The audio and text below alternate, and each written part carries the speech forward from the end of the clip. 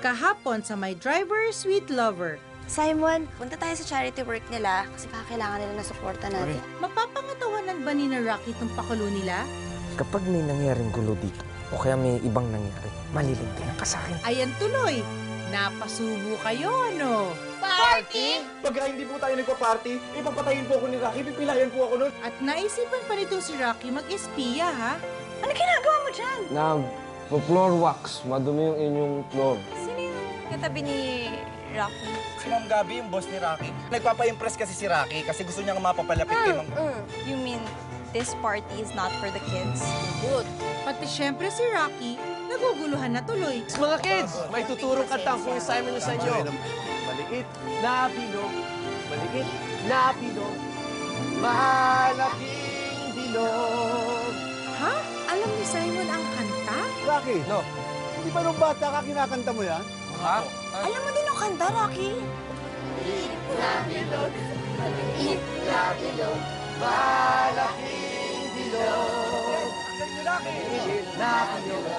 maliit na bilog, malaking bilog. Ay, Aling White, Mang George, maraming salamat. Mauna na po kami. Salamat din sa pagdalo ninyo, ha? Salamat sa tulong ninyo at salamat na pabehave mo yung mga bata. Sir, teka lang, may tatanong lang ko sana ako sa inyo. It's beautiful! Balik kayo! Next time, may dance na rin, may choreography na rin. Tara.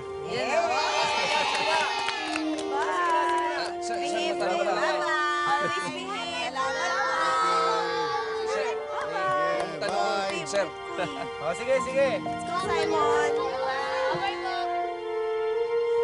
Pilit.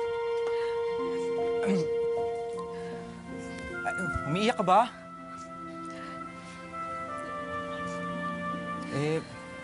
Milit, sorry ha. Alam ko, nagtatampo ka kasi hindi ka namin in-invite doon sa party. Buti na nga lang hindi mo ako imbita dun eh. Kasi, ngayon pa nga lang umiiyak na ako. Ano ba kung pumunta ako doon? Iba pala, no? Ha? Bang alin? Iba pala kapag nakikita mo yung taong kakumpetensya mo. Kasi dati, pangalan lang yung naririnig ko eh. Dun sa babaeng kinalulukohan ni Rocky. Pero ngayon nakikita ko na siya.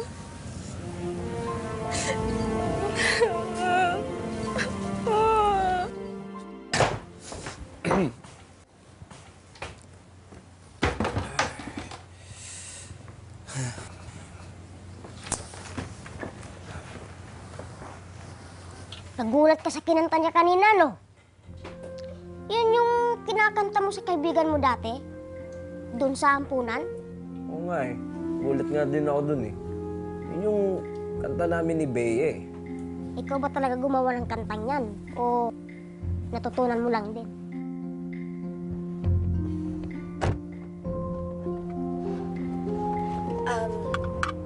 Simon, saan mo narinig yung kanta na yun?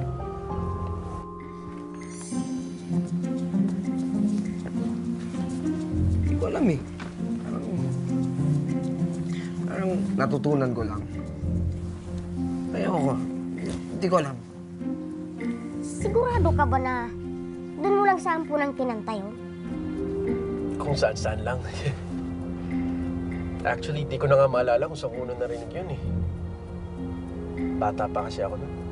Kasi kung natutunan mo yan doon sa ampunan ng kanta na yan, ang ibig sabihin, may pinanggalingan, ha? O baka nga, mas nauna pang natutunan ng sa'yo mo na yan, ang kanta bago sa'yo. Simon, sabihin mo sa akin kung none of my business na itong tatanong ko sa'yo, ha? Orphan ka ba? Ayun. Super co-accident. Kailan mo ba siya huling kinanta ang kanta niyan? Bago ngayon.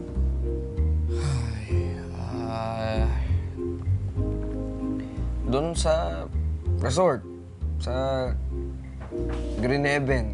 Kinanta ko yun para doon sa ano nila, yung pet pig. Oh, Yan. Orphan ako.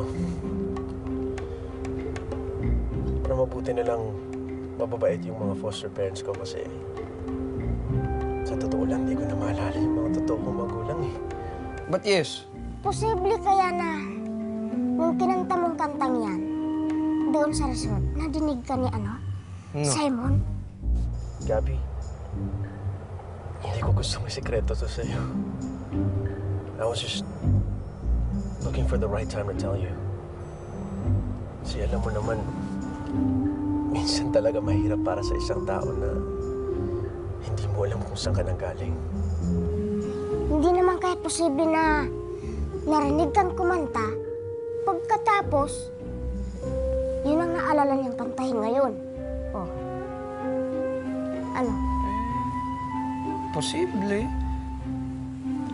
Posible yan kasi may posibleng sagot naman sa lahat ng mga tanong. Ayaw ko lang naman kasi, Rocky, na padalos-dalos ka eh. Pero Gabby, hindi kita gustong lokohin.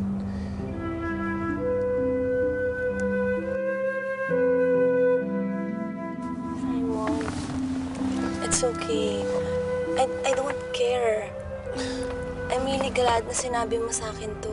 Alam mo, nagpapabango ka ng pangalan doon sa amo mo. Pagkatapos, ano nangyari? Yung Simon na yun ang mabango ngayon. Oh. Sa ibig sabihin pa niyan, tuloy na yung date natin bukas. Ano, boy? Duda talaga ako dyan kay Simon eh.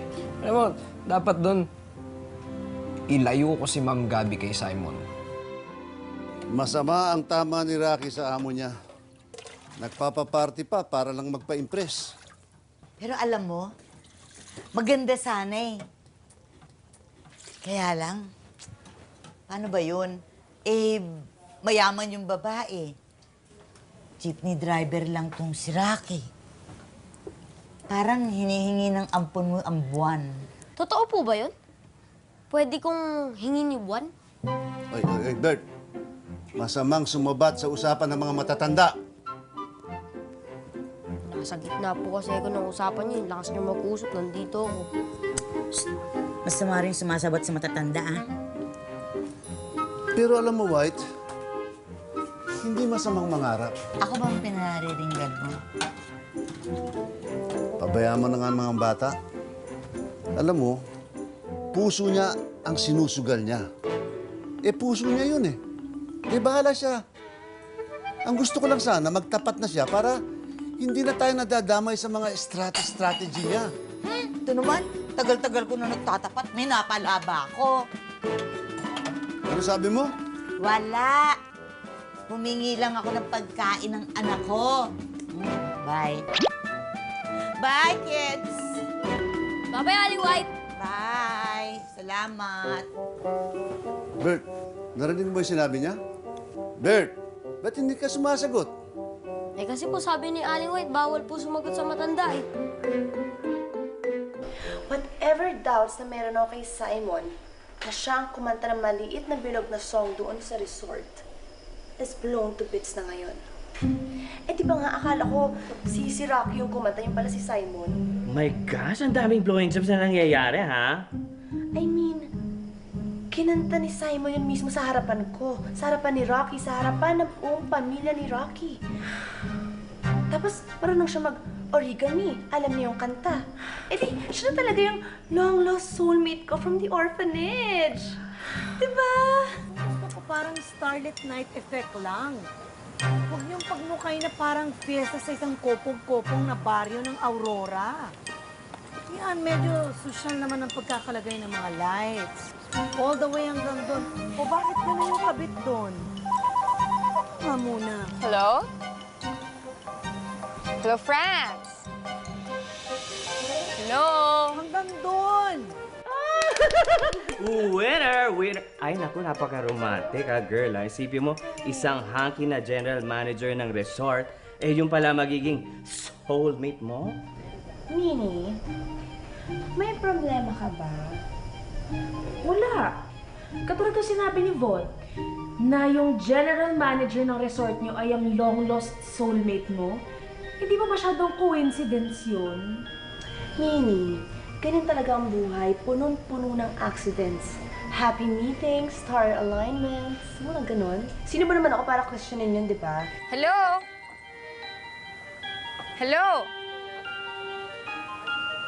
Franz? Hello? Hello?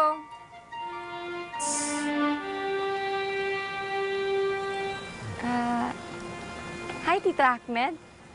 Hi, Monique. Can I help you with anything?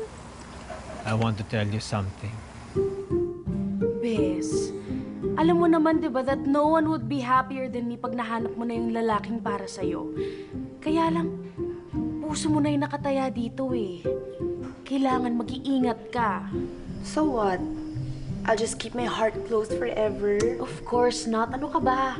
Pero katulad nga sa mga indications na sinasabi mo, pwedeng madaming reasons yan. Bakit? Ilang milyong tao ba sa mundo ang marunong mag-origami, ha?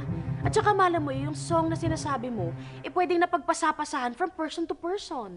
Pero... Yes, Tito, you're about to say something? Ma'am, halika dili! Andito si Tito Ahmed! Hoy, atakihin ka ba sa puso? Okay Sabihin ka mo! lang. Uy! Sinabi kasi ni Minnie na baka nga pinagpasapasahan yung kanta. Kasi kinanta ni Rocky yun eh. May matching dance-dance pa nga. Katulad nung naaalala ko dun sa orphanage. Wow! Ngayon naman, si Rocky ang soulmate mo, ha? Alam mo, Bes, bago mo sabihin na si Simon ang lalaking para sa'yo, hindi naman masamang maghanap ka or mag-ask ng one last, absolutely for sure, no more doubt in your mind, forever and ever sign. Diba? Aba, Minnie the Pooh, in fairness, gusto ko ang sinabi.